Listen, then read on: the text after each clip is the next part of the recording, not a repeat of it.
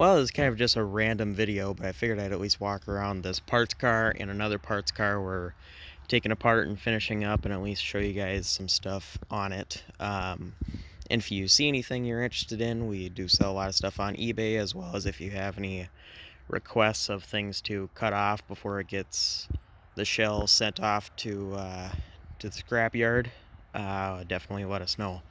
But we're going to be taking off all the bolt-ons, and of course, it's not going to be leaving the way it is. This is a 1973 Satellite Sebring Plus, so it had the factory rally dash in it, and the wood grain door panels, as well as some other trim options, like the trim that goes on top of the door, and there's trim that goes in the back of the quarter, as well as some other stuff. Factory GK6 Autumn Bronze Metallic with a black vinyl top and black interior. Bucket seat with a buddy seat. As I said, the rally gauge cluster there. Factory air conditioning car. But as you can see, the rockers are completely rotted out. I had to fight to even just get this door open. And the thing is very, very rotted. It's all rotted out in that corner. This whole lip is really not even there anymore. The trunk is gone in the middle. You can't see, there's so much crap in here, but I can see light through the edge of the wheelhouse where the quarter meets the wheelhouse there. But there's a lot of good parts yet to take off of this, and we're going to get the torch out and start cutting chunks of it out. Like these trunk gutters are all good and solid. There's a bunch of bolts in them right now, but they're all good and solid and clean. So we're going to take those because those rot out on these cars really bad. But you can see just how rotten it is. There's barely any metal where the leaf springs mount. The leaf springs are just sitting there. They're not even holding anything really.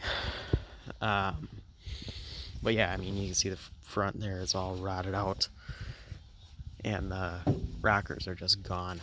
But we're going to be pulling the dash, all the AC components, these bucket seats. I already pulled the back seat. There's not really a way to save a car like this, and it's right out in the front. All the sheet metal is junk. That door is junk. Somebody might be able to save it if they put in enough effort, but it just wouldn't be worth it. We might cut off the roof skin, and of course we're going to pull all this trim, because all this stuff, it's all worth money. It's all worth a decent bit of money, actually. Like that rally dash, unfortunately, somebody cut the radio bezel out, so that's unfortunate. But besides that, it's definitely still worth something as a rally dash. It was rare to get a rally dash in general, unless you had a Roadrunner or a Rally Charger, and the Satellite Sebring Pluses came with it too, so it was kind of a nice little option package you could have got. So yeah, it was just a 318 car. Probably going to leave the 318 behind, just because it's stuck and it's not worth anything anyways, really. But the rear bumper, nobody makes the rear bumpers. It does have a little bit of rust, but it'll probably clean up to kind of low driver quality. The taillight housings, nobody makes those, so those are worth a decent bit of money, as well as the wiring harness I got off intact, so that's all good. But that's kind of most of that car. We pulled a bunch of trim off of it, and there's kick panel, and there's part of the back seat, those door panels, good core door panels, or you could even clean them up and put them in a ratty car, or put them in a good driver quality car, even if you can get them cleaned up good enough. But yeah, there's the trunk lid. The trunk lid, we're going to probably hold on to. The lip on the trunk lid is pretty crusty, but it would still be good if you had a car that didn't have a trunk lid, or if you had a car that had just a really, really rotted out trunk lid. They always rot out in these corners, and it's actually good on this one, so that's a good thing. Quick little view of this side of the car. It's not really anything fancy, but it's got that trim, so that's worth pretty good money, being Satellite Sebring Plus only, to my knowledge. So yeah, that's that car.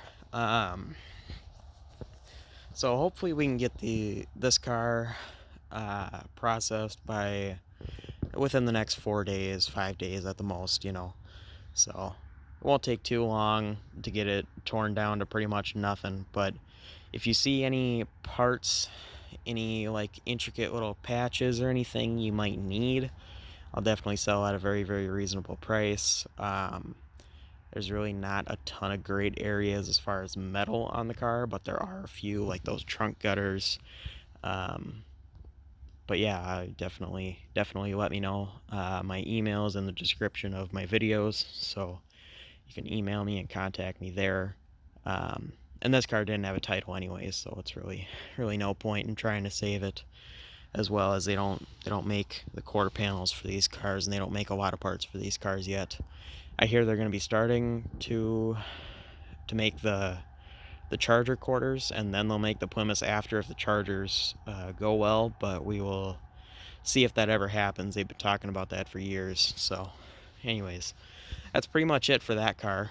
And again, that was a 73 Satellite Sebring Plus 318 car. Oh, one other thing that I thought was kind of interesting. I'm always into the different numbers and stuff. You can see RP Satellite Sebring Plus 2.3 two-door hardtop, G318, 3 meaning it's a 73, R meaning it was built in Windsor, Ontario, Canada, and then there's serial number. And I noticed it was made really, really late in the year. June of 73. That's just kind of really odd. And then this looks like a Canadian transport or Canadian export or something like that. And I just thought that was kind of interesting. But what I thought was really interesting is the fact that if you look closely, I don't know if this was the original sticker or not, because there's another one right there. And you can see it, it says Chrysler on the top, just like it says Chrysler on the top here. So I'm not really sure why that is or what happened there. And you can see the edge of the sticker here too. And I was looking at the different letters I can make out. It's the same sticker as the one on top, but for some reason there's two of them. So I don't know, I just thought that was kind of interesting, and it was interesting that it says Canada Transport. And this was made in Windsor, Ontario, Canada. That was the plant it was made at. But, as I can show you on the fender tag, first of all, there's the fender tag. And then right there, that U, meaning it was made for USA, United States production. So I guess I don't really know why it would have a Canada Transport sticker on it, or maybe the people were just from Canada or moved the car to Canada at some point. But I don't know, that was kind of interesting. We're in Minnesota here, so pretty close to Canada. But anyways, the other car here, 1972 Charger, or you know what's left of one. There's the dash frame. I took the cluster and all that stuff out. This was a rally dash car. This car was a 72 Charger, 318 automatic. It was a bench seat column shift, but somebody converted it to buckets console. Non-AC car, rally dash with hideaway headlights, factory B5 blue with black interior. It's a pretty sharp car when it was new, but you know, as you can see, there's a lot of rust on this one. But it also has some good areas, but like even the rust is up in here. The car's not really savable. I mean, that's not supposed to move. And then, I mean, there's rust on the top of the inner fender over there. And it's not worth a ton at the end of the day. But we're going to be cutting patches and cutting parts out of this car. The floor pans I'm saving for my own car. But these door jams are really nice. I don't know if anybody needs those. This rear filler tray is actually really nice as well. These trunk gutters are as nice as I've seen. The package tray is nice for something. Somebody messed up this side when they put in a speaker or something, but the other side is all factory original, as well as the center hole for rear defogger. So that's really nice overall too. I'll be pulling the quarter extension caps And I don't know if anybody needs any patches off of the back end. It's a little bit crusty in the corners, but the middle and everything seems to be okay. The quarters are junk. They look like they could be saved, but they're junk. That's all Bondo. I mean, this car has 1/4 inch to 1/2 inch of Bondo everywhere. So I don't know whoever did the bodywork on this car, but they didn't really know what they were doing. And there's a nice door jamb there as well.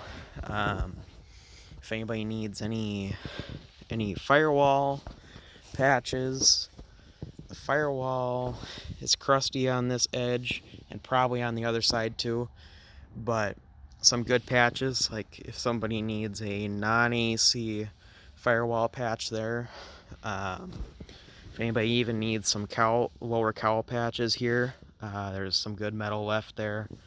But you turn the corner here and it's all junk. It's all Swiss cheesed. But I might need to use a couple patches from the window channel area here, but might be able to cut some stuff out there if anybody needs some stuff. Up here is all good. I'm gonna have to see if my car needs any of that stuff, because if I need some of that stuff, I obviously won't sell it. You gotta save stuff for your own projects. And I'm gonna take the K member and everything out of this. This one's just getting cut up here. There's not gonna be anything really left of this one, so to speak. I mean, all the frame rails are all good, and they go for that 72 Roadrunner there, and that's for sale as well. There's videos on my channel about that car, and that car is still here, still for sale. If anybody's interested, go check out my videos, and check out any of my videos if you want. But yeah, and this is a disc brake car, disc brake front end, 1972, so it's the same as 71. It's the kind of hard to get disc brakes, the ones that always warp, from what I'm told. I don't know too much about them, but I've been told that they always warp. So that will be pulled off of it, as well as anything I can unscrew I'm taking off, as well as I'll be getting the torch out on this one for many different patches for my own stuff and for anybody that needs stuff. We'll be selling stuff at very reasonable rates. Might even save the wheelhouses, I don't know. The trunk pan on this is really, really nice. We're going to be saving that, as well as the little hump there and everything is all good. So, but anyways, that's pretty much it. Just kind of want to give you guys an update on some of the parts car related stuff going on. And that's all we do is cars and parts and different related stuff. I mean, of course, buying and selling cars, and buying cars, parting cars out, buying parts, selling parts. We got our eBay page going strong now, over 1,000 listings and growing every day. So, and I can leave a link to the eBay page if anybody's looking for parts. And if you're looking for parts, maybe make an offer on something and attach a little message saying, hey, I saw you on YouTube and I'll give you a little discount or something like that. We're always willing to work with people, as well as, plenty of other projects around here if anybody needs projects. We got more than enough. 1970 Challenger TA, another 1970 Challenger 383 two-barrel car, 1972 Roadrunner in the back, 1967 Barracuda convertible. That one's pretty much a shell, ready to be taken off by anybody that wants it. Very, very reasonable price. It's clean title and everything. Got a lot of little convertible patches that somebody could pull off of it. That car is getting parted out very, very soon. Had that car for a while. It's very rotted out. So if you want to see stuff on that, let me know. And there's plenty of other projects. Check out any other videos on the channel. But that's pretty much it for now. I will see you guys in the next one.